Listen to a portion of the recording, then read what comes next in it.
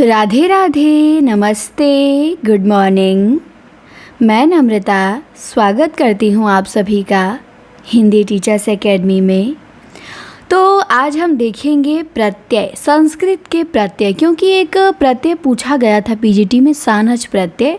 10 प्रत्यय होते हैं, तो इन्हें कैसे आप पहचानेंगे, हम ट्रिक बताएंगे बस पहचानने की। 10 प्रत्यय होते हैं और कैसे आपको पकड़ना है कि इसमें कौन सा प्रत्यय है। बहुत बहुत आसान होता है, अब इससे आसान समझिए कि कुछ है ही नहीं।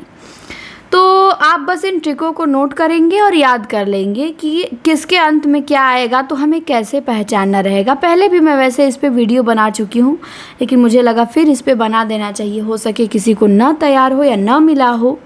तो आ जाइए, सबसे पहले है कितिन प्रत्यय। कितिन प्रत्यय को आप कैसे पहचानेंगे, तो ध्यान देंगे कितिन प्रत्यय के अंत में ती लगा रहता है। तो अगर किसी शब्द के अंत में ती लगा है तो वहाँ कौन सा प्रत्यय होगा, कितिन प्रत्यय होगा।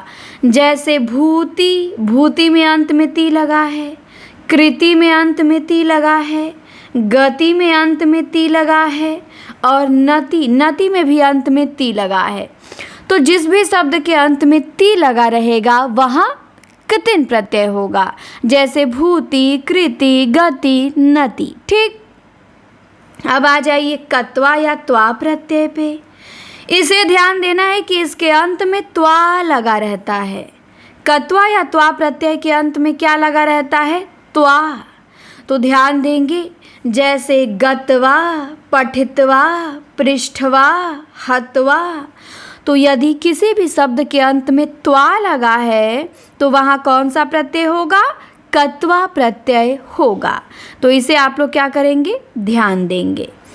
तो कत्वा प्रत्यय के शब्दों के अंत में त्वा प्रत्यय लगा रहता है। किसी भी शब्द के अंत में त्वा लगा है तो कत्वा प्रत्यय, और ती लगा है तो कितिन प्रत्यय। अब आता है ल्यप प्रत्यय। ल्यप प्रत्यय के अंत में य लगा रहता है।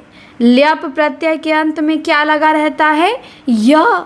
जैसे आपिय, प्रणम्य, विहाय, प्राप्य। तो आपिय में भी य है, प्रणम्य में भी य है, विहाय में भी है। इसी तरह अनेकों उदाहरण हैं। जिस भी शब्द के अंत में य लगा रहे और पूछे कि कौन सा प्रत्यय है इसमें, तो वहाँ हम बताएंगे ल्यप प्रत्यय है। ठीक, इसके बाद है सत्रि प्रत्यय। सत्रि प्रत्यय के अंत में न, त या ती लगा रहता है।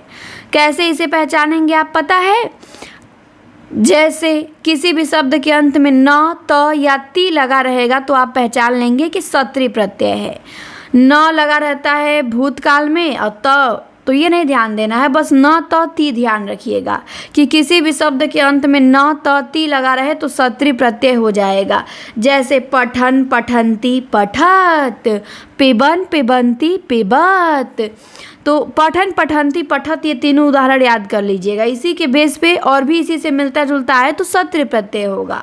तो सत्रि प्रत्यय के अंत में न, त, ती लगा रहता है। न, त, ती, न, त, ती यदि किसी भी शब्द के अंत में लगा है तो वहाँ सत्रि प्रत्यय होगा।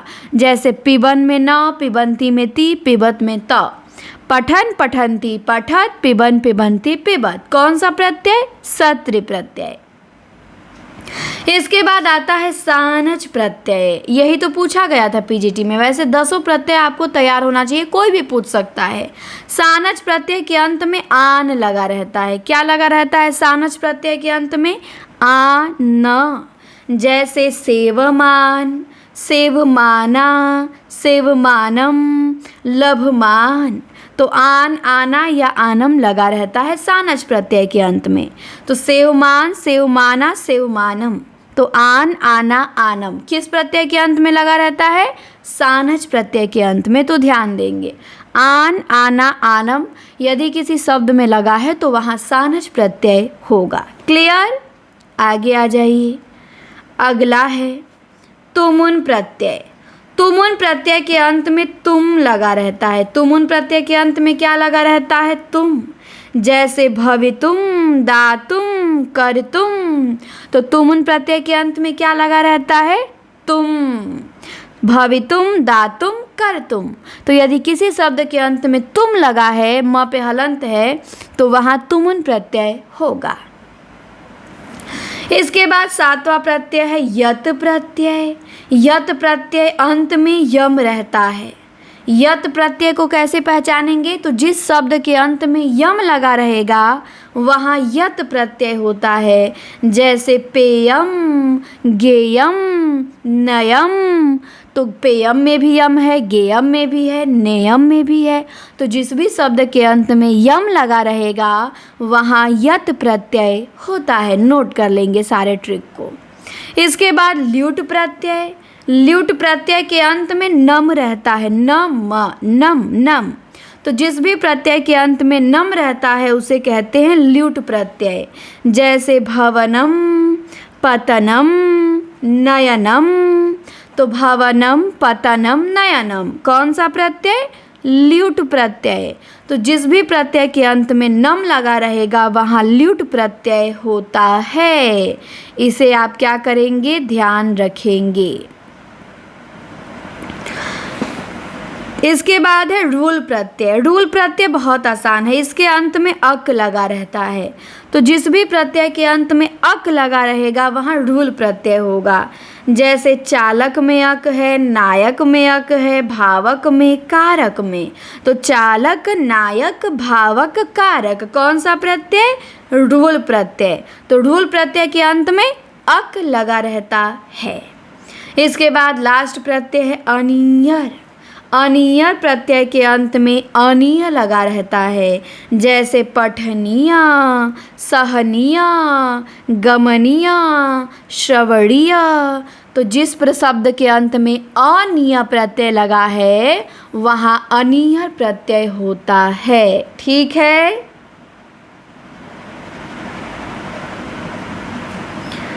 इसके बाद अब हमने 10 प्रत्यय देख लिया। आइए एक बार और रिवीजन कर लेते हैं। देखिए, कितिन प्रत्यय के अंत में ती लगा रहेगा। कत्वा प्रत्यय के अंत में त्वा लगा रहेगा। ल्यप प्रत्यय के अंत में य लगा रहेगा। सत्री प्रत्यय के अंत में न, त, ती लगा रहेगा। सानच प्रत्यय के अंत में आन लगा रहेगा। तुमुन प्रत्यय के अंत में तुम लगा रहेगा। यत प्रत्यय के अंत में यम लगा रहेगा। और ल्यप प्रत्यय के अंत में नम लगा रहेगा।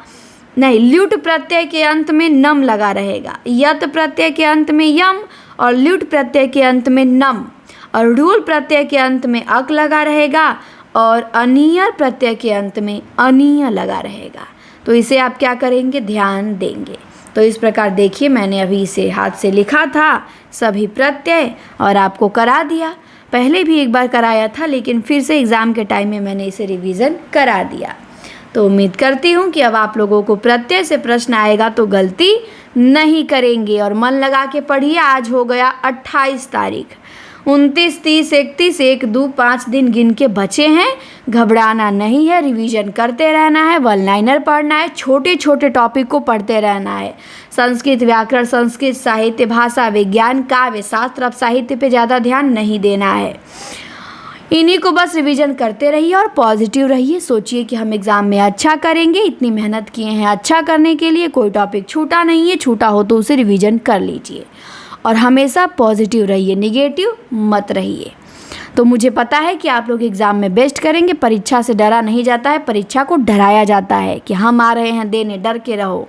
ये नहीं कि खुद डर के दुबक के बैठ गए हैं। तो मेहनत कीजिए, डरने की कोई बात नहीं है। 125 प्रश्न हिंदी के रहेगा, बिंदास होके पेपर देना है।